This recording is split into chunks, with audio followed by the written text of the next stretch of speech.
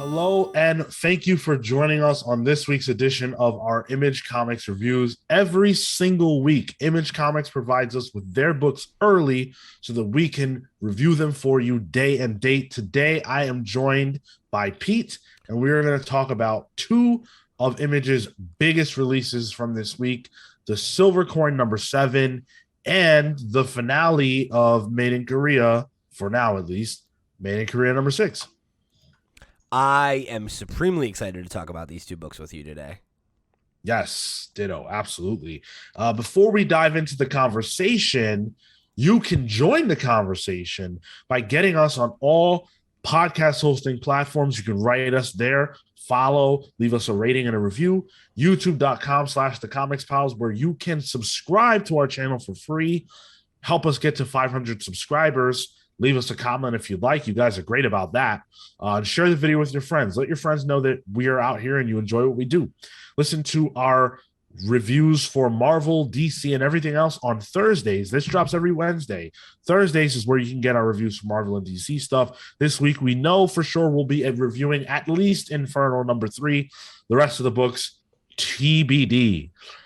Listen to our main show, The Comics Pals. We had an interview this week with Christopher Sabella, the writer of Dot Self, the writer of Foul Brood, which is on Kickstarter now. If you're an Image fan, Crowded.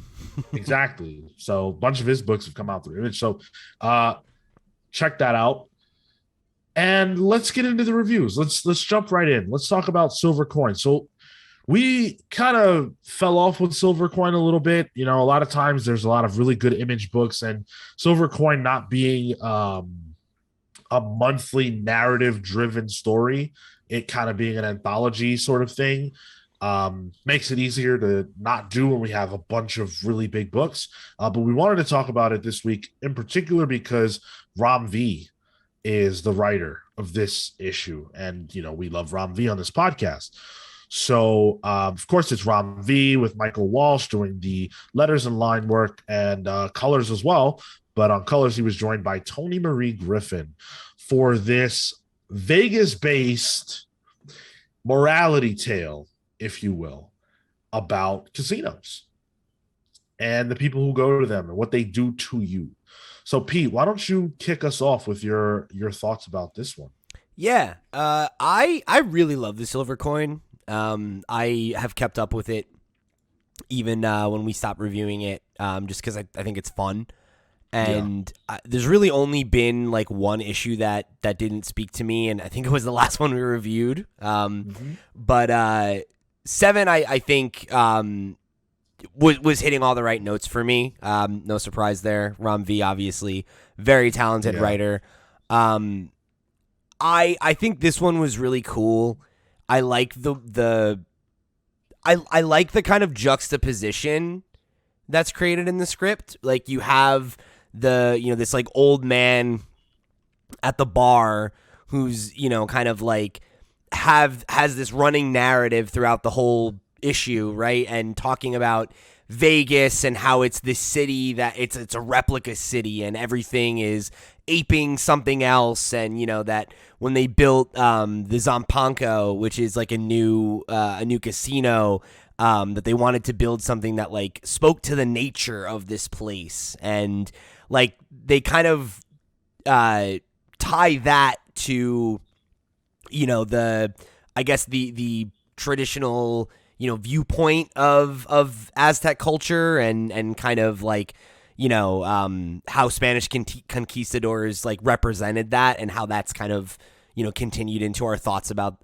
that part of the world to this day. Mm-hmm. And I really liked that.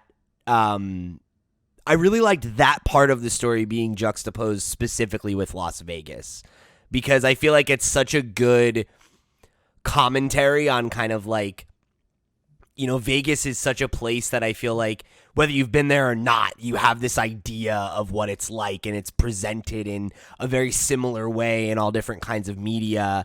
But I like that this kind of took that glitzy, grandiose kind of imagery and then put it against this, story of kind of like excess and greed and infidelity and all these things that like really fit in with what you think of when you think of like the Sin City, right? Like I just feel like it was a really, really well written issue, and it was obviously the art has been fantastic in all of these, but yeah, specifically this framing device really worked for me in the way that Rom played with it. And made this comparison to, historical events that like I would have never thought to draw, but it totally makes sense when you lay it out and you think about, what it is that Rom's trying to say with this issue. Mm.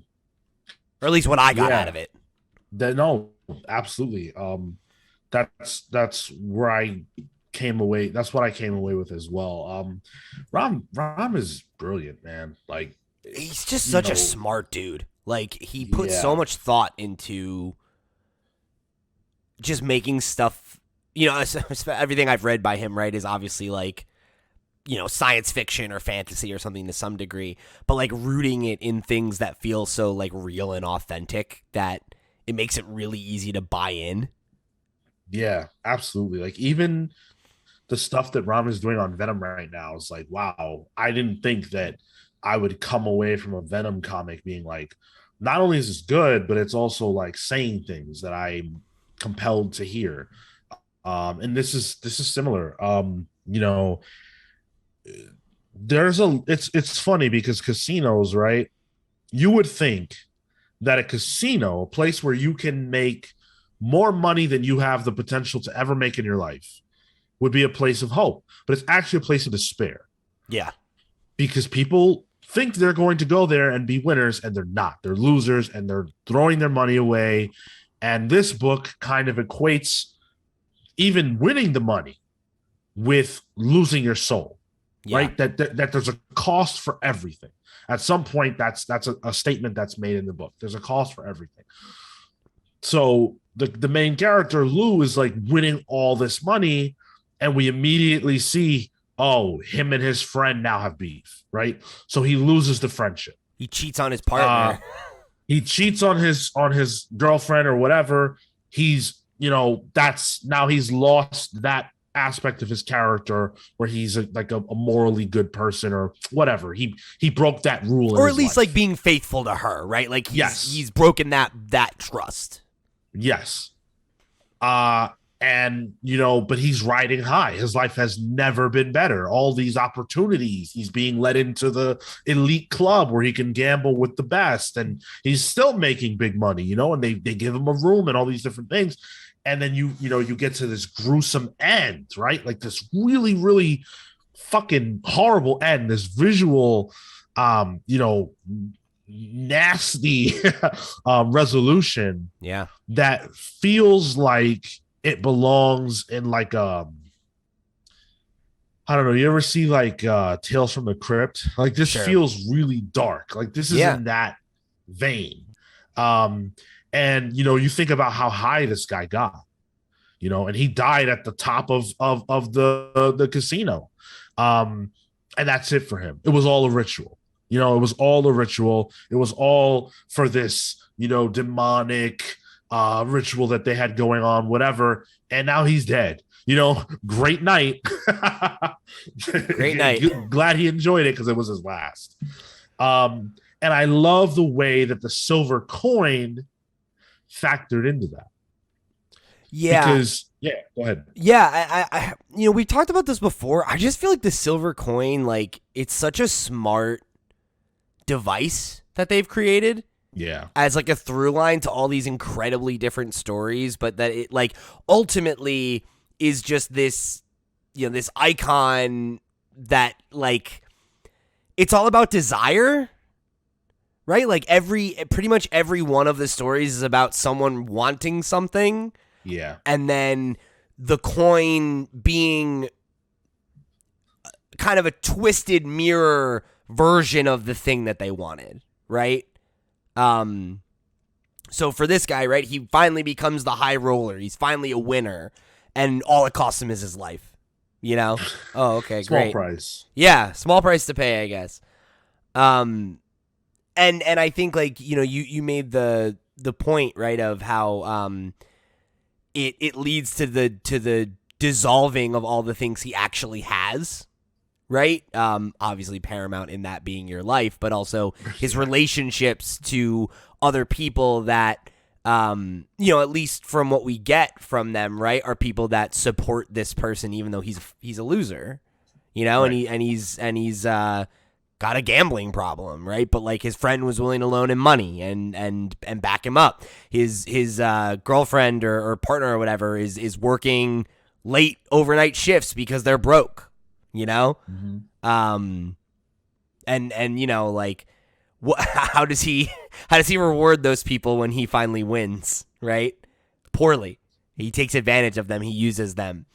He disregards them, and then even right, like he doesn't think twice about cheating on his girlfriend. But then when he needs somebody to talk to, he calls her anyway, right? And like, those are things that like that as a running theme through the Silver Coin, I think has made it such an effective anthology, even though like no two issues have any fucking thing in common, and they don't need to. Except the coin. Yeah, it just works. Like it's such a smart, well executed framing device. Just what a good series. Yup. We often talk about um we often talk about the writers of these, and I think now is a great time to really, really give credit to Michael Walsh, because this is his idea. The Mhm. silver coin is his idea. He came up with a concept, and he has created an anthology series where these super talented writers, a murderer's row of writers, can come on board, team up with him to tell these fantastic stories. It really has been a blast. This will be a great collection too, not because the stories are interrelated, but because, like, you would say to someone, hey, you should watch Black Mirror, right? Like an anthology series on Netflix. Well, here's an anthology series that you can read, that's darker than that somehow. It's brilliant stuff, and the art is amazing. It's the only, like, that and the silver coin are the only absolute consistent elements between issues. Is that the art is always great, and of course the silver coin's always there. I had a blast with this. This was awesome, right up my alley. And I can't wait for the next one. Next one's going to be Matthew Rosenberg jumping back on to tell a story about a 60s stockbroker. Into that. Yeah. On the note of the art, there's two things that I wanted to say about this issue. Yeah. One of the things that's like been a thing that's been consistent is just like the colors are really, really creative and good, and it very much, I think, sells like the horror vibe without feeling like it's not like inherently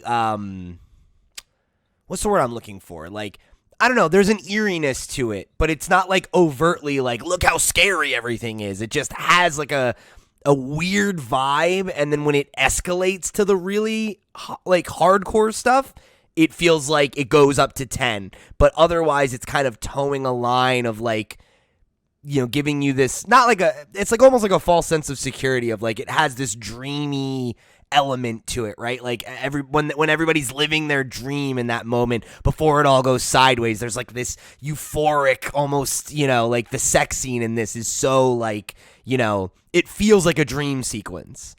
And then it very much becomes a nightmare sequence. And that is always really satisfying to see like what Walsh is going to do. Yeah. Also, something he's used a lot is like using the black borders for the gutters. I love that effect. I feel like that gives like the book such an intimate feeling. And I think the last couple of pages of this where like, our main character is like actually, sacrificed and killed and all that stuff, I think that's probably my favorite couple pages that have been in the series. Like the shot of him where he gets stabbed in the gut and it's like he's running up his stomach and he's just looking down at himself like screaming. Such a visceral looking page. Yeah. Like really, really great work. Yeah. This is a special series. We're really lucky to have great horror in comics right now, and I would say this is the cream of the crop. So, yeah, at least for me. Yeah, absolutely. let's talk about Made in Korea. For us, Speaking I of think, cream of the crop. yeah, yeah. This is the main event. This is Jeremy Holt on story. This is George Shaw on art. This is Adam Wallet on letters. We've been looking forward to this for a long time.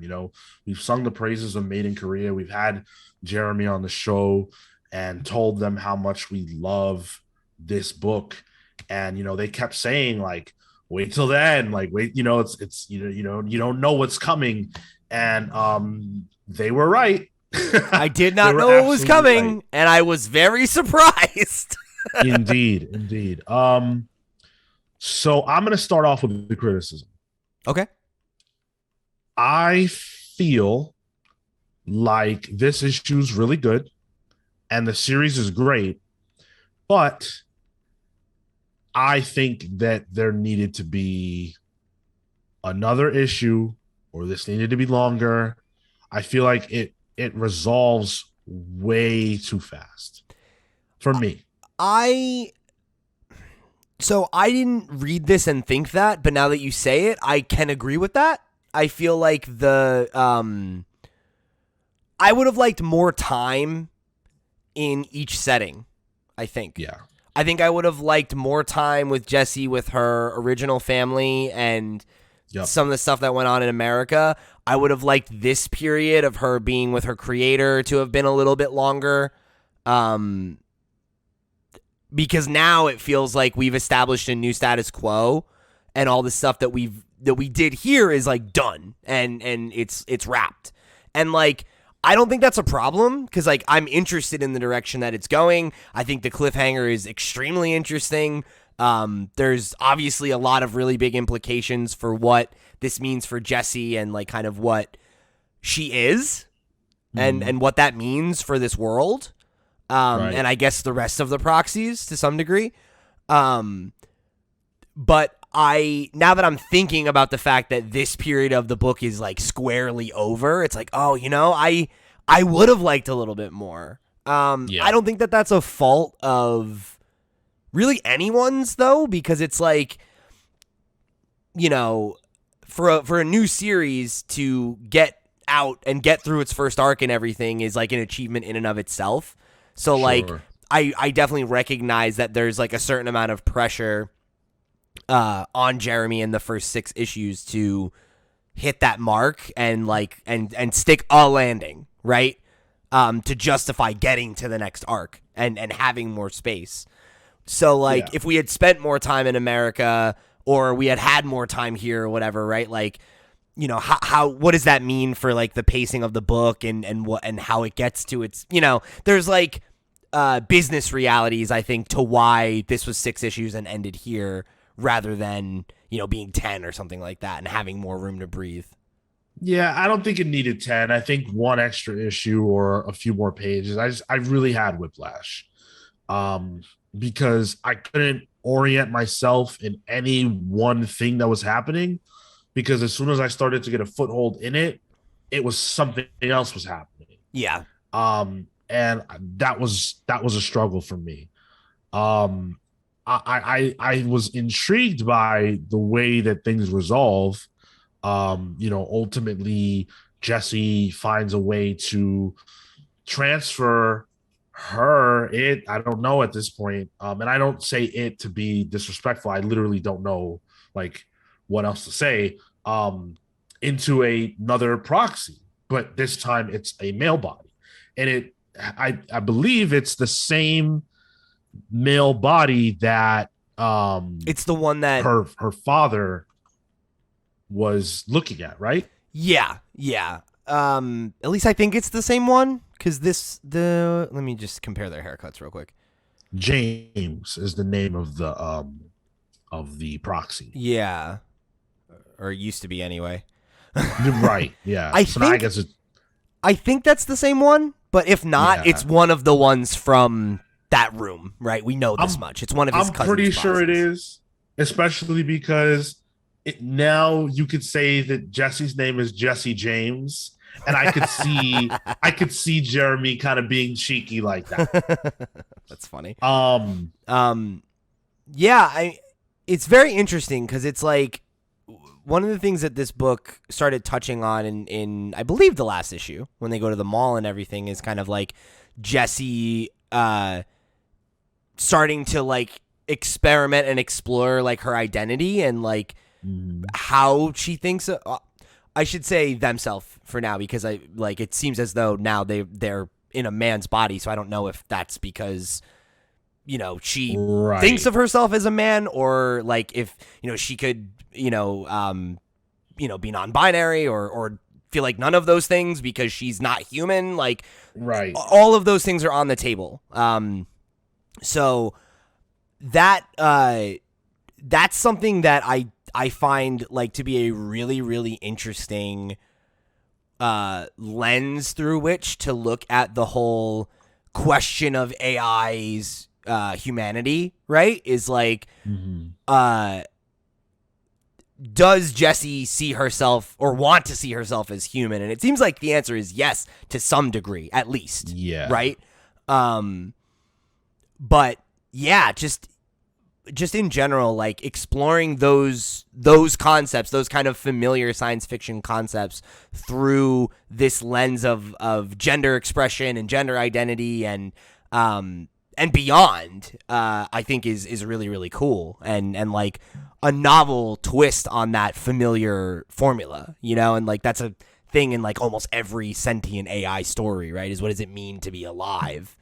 And I think the fact that like Jesse is trying to explore their identity through things like fashion and gender expression and things like that are like there's like pretty much nothing more human than that, right? So it's interesting to see like they are doing this like fundamentally human thing, but also as they're transcending what they even are, like as a entity, right? Like I can never remember the me neither her father's name. I don't know why. But his cousin, right, who's been kind of like a minor supporting character here. He says, my dear cousin, it's your algorithm. It has birthed an entirely new link in the evolutionary chain. And like that's such an interesting thing that like I feel like the story's hitting its apex of Jesse's exploration of her identity or their identity as they're like becoming something new even among proxies, right? Because we have an understanding at this point from like the proxy proxy stories, like the case files at the end of each issue. We have a pretty good idea of like what proxies are and how they think and what they do or don't feel, and like a lot of those blanks have been kind of filled in by some of those supporting stories, because I think it's pretty clear that they do have feelings, right? Like the one that we watched, or the one that we read in the back of this issue is like all about how this proxy is kind of set up for failure, and in the panel where the chef who's judging her says, "Do you have anything to say in your defense?" She says, I do not, and she has a tear going down her face. Like there's clearly they're capable of feeling, even though Jesse is seemingly the first one that has free will, and I have a feeling that those things are not unrelated, right? That like her ascendance to to this new form and the ability to shift bodies and move consciousness and stuff like that, I have a feeling that has to have some kind of ramification with the broader reality of what it means to be a proxy in this world right now, and that Jesse's going to want to do something about that, I think. Yeah, and I think that's a great, like, the story leaves off in an interesting place for future tales, and I really like that.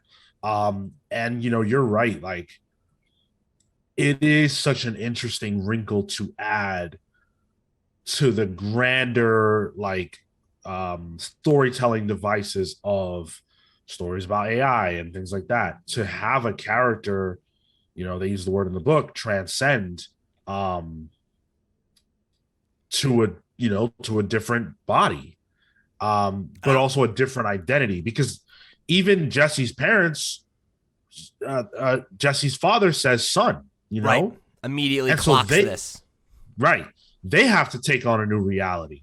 And so I really liked that as a twist. I thought it was really interesting and cool. And again, it's something that's unique to this story, among other things that were unique to it. But this is like, if nothing else, this is what it adds. At least as far as I know, I've never seen that before. No, so I thought that was really cool. Yeah, I mean, I feel like we've had plenty of stories about like what does it mean to be alive or something like that. But the idea of like an AI questioning the the questioning the gender it was assigned at birth is like, sure, yeah, like that's super novel. Like I feel like that's really, really interesting, and like it allows for Jesse to have an identity that's unique among other like similar characters that maybe exist in that same kind of archetype, right? But like where they zigged, this is zagging in a way that is fresh, and it makes it a different kind of narrative, right? Like it makes it a queer narrative. And like I don't think that has been done specifically in the context of AI like this. Like not that I've experienced anyway. Neither have I. So yeah, like I feel like that's really it's another layer to a story that was already very layered and multifaceted, And so I guess that's the root of like my criticism, is that those things are interesting, but we don't get to spend any amount of time examining them. Yeah. And I guess you could make the argument, well, that's for the sequel, but like, who knows, what if that doesn't happen? What if there is no sequel? If there is no sequel, this is still a tremendous story. It may be the best independent, I guess, if you consider Image indie, I guess, which I still do. Yeah. It's still a contender in my list for the best, book of the year. For sure. But I do have to add the caveat that, again, this issue, it like even the concept of whatever her father did, opening a pathway for Jesse to transcend this way. Well, where did that come from? Like that's not anything that we, at least to my knowledge, like I haven't gone back and read the other issues. Maybe I missed something. Maybe there are clues or things like that that were placed that we missed. But if that wasn't the case, that's a huge thing that I wish we could have spent some time with. I wish we could have spent some time seeing how Jesse James's parents react to this. Obviously, those two panels that we get are great. And if that's the only panels we ever get, and this is meant to be a standalone story, that's nice. That's a nice cap. But I really, really wish we had seen a little bit more. Yeah, I think, and I think I agree with that. With that as like a critique, and it's like that's kind of like the best criticism you can offer something, where it's like, man, I wish there was more of this. Like I wish that this had more room to breathe, because fuck, there's so many ideas here that I'm responding to. I could have done with another issue. I could have done with 2 more issues, and I think the series might have been better for it. But my hope is that the momentum that the book got, and that the critical reception and everything will be enough to warrant another volume where we'll have more room to explore those things. That doesn't negate what you're saying, right? Because if that never comes, that will absolutely be a shame. But I don't think that it doesn't make me, like to your point, I don't think that negatively impacts the series itself as much as it's just like, this issue definitely feels like it could have been 2, and that sucks, because I've loved every issue of this book, so I would have eaten up a 7th issue, an 8th issue, easily. So, my ultimate takeaway is like, please go buy this book, show your support for it, and like let's communicate to Image that we want to see more of it, because Absolutely. I would really love to see this get at least another arc. And ideally one that's a little bit longer. I do want to point out, George Shaw has been an unsung hero of this book. For sure. George Shaw has done a tremendous job from top to bottom on art. It's been a real fun ride. I think that George was perfectly situated to tell this story because of the fact that like George's art is very sort of straightforward. And it's a straightforward story, but it's not at the same time. George's art being what it is allows you to kind of like zoom in on what's happening. It's not, I don't want to use the word distracting because that sounds rude, but I mean like everything, every detail is perfect, but nothing takes you out of what you're experiencing, if that makes sense. Yeah, like things are the script and the art work really well together, right? Like it really clearly communicates everything, and it's not, I think like, and correct me if I'm speaking out of turn, but I feel like what you're identifying is that like this isn't a book that's like going to be like, let's do a big splash page, like let's do a big dramatic, like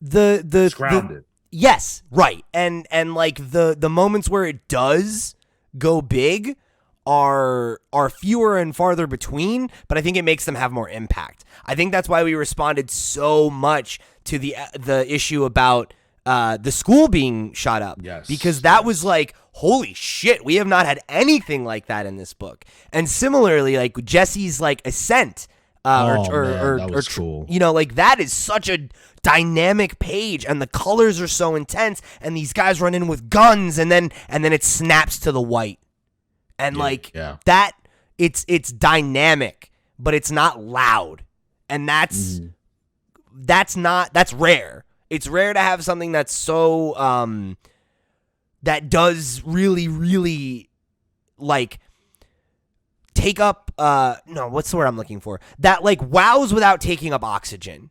Yes. You know what I mean? Yeah. Like it's all quiet. in support of the story and the beat and the moment, rather than being like, oh, we're going to do this really cool page, like where this cool thing happens. It's, I think like a good example, right, is like that the last page being a 3-panel spread rather than just like having the last panel be a whole page, right? Like that's a decision that you might make in another book, and I feel like the art isn't indulgent in that way. And that's not to critique art that is like that. It's just I think that it being understated when it should be and more expressive when it should be is why it has such that strong dynamic quality.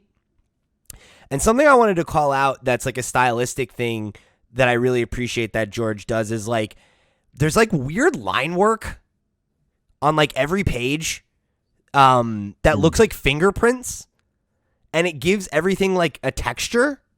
Like even on like the title page you can see it in the background. It's like these waves, and it looks like a bunch of fingerprints put next to each other, and you'll see that on like every page, right? Like sometimes that's used to add texture to like a shadow, but like if you get to the first page, it's the like third page in the issue where they get to the bar where the cousin has all of the adult proxies, and he's like, oh, here, like come check this out or whatever. Like you can see it on the wood, you can see it on the chair, you can see it on the cousin's clothes, and it's like it's this weirdly like stylistic thing that I don't feel like I've seen anybody else do, and it's not like even totally consistent the ways in which it's used.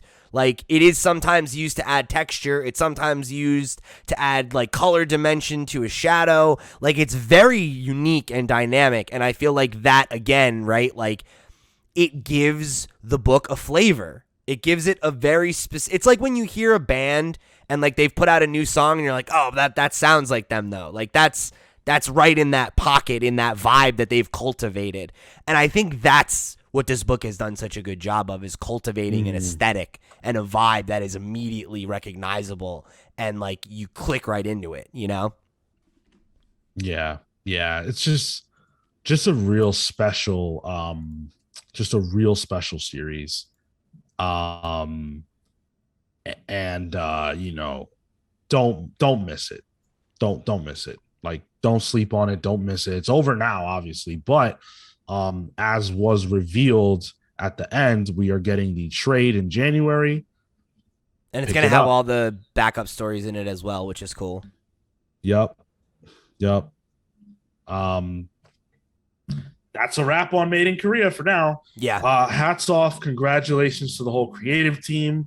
It's clear that this was a labor of love. We spoke to Jeremy. They talked about how this was a book that they had wanted to do for some time and how important it was to them. So congratulations. Thank you for this book, because it has really been a gift to us. We've really appreciated it. So, look forward to more from everyone involved. And I'll say this. We had Jeremy on the show. They said they'd come back on when the book's over, so keep your eyes peeled for that next couple of weeks. Yes, absolutely. That's going to do it for our reviews here today. Thank you so much for tuning in. We hope you enjoyed our conversations about these books. Go pick these books up. We highly recommend them both. Made in Korea, obviously. To read this, you've got to read the other 5. You have to read the whole thing. Silver Coin, you can go and just pick up. It's not a thing where, like, if you haven't read any other ones, you can't read this. Every issue is standalone. Yeah. So you can go pick that up. While you're doing that, while you're thinking about all this stuff, make sure that you guys subscribe to our YouTube channel, youtube.com/thecomicspals. Help us out. Leave us a comment. Share it with your friends. Let them know that we're out here and you like what we do. Follow us wherever you listen to podcasts. Listen to our main show, which drops every single Monday. We've got an interview with Christopher Sabella out right now for you guys to go check out. And we talk about all the Spider Madness of last week. Thank you so much for tuning in. Until next week, I'm Sean. That's Pete. We're out of here. Take care, guys.